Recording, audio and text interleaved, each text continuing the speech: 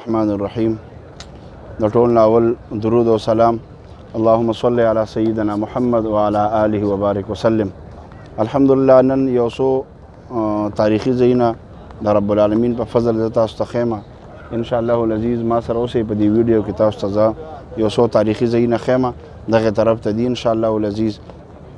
نو دغه تاریخي ځایونه ورځو ویډیو تر اخره پورې وګورئ او ان شاء الله العزیز دغه یو ځای تاسو ته ان شاء الله العزیز زه خیمه د ټول نه اول د حضرت ابو ایوب انصاري رضی الله عنه کور کله چې امام الانبیاء صلی الله علیه وسلم دارالو د مکې مکرمې نه مدینې منورې ته هر یو صحابي دا ویلې چې د پیغمبر اوښه مبارکه دا زما په کور کې ودرېږي، پیغمبر زما میلمه شي. هر یو صحابي دا ویلې، هر صحابي د زړه خواهش دا و.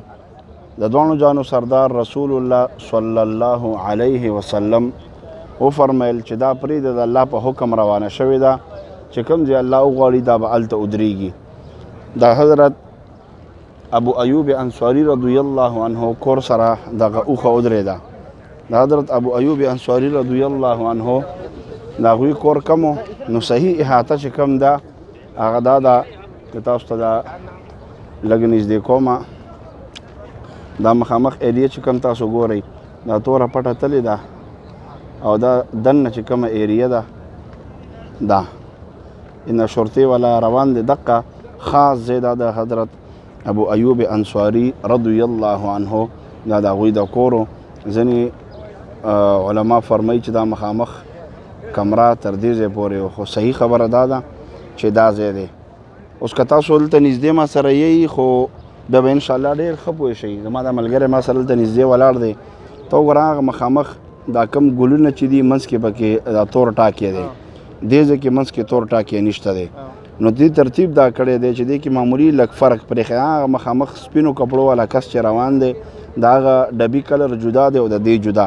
دا ایریا چې تاسو کومه ګورئ دا د حضرت ابو ایوب انصاري رضی الله عنه کورو. مخکې راځي بل یو تاریخي ځای زه تاسو ته ښیم.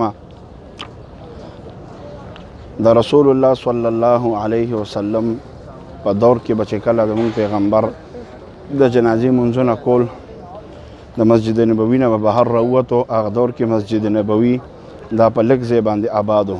دا مخامخ تاسو کوم دیوال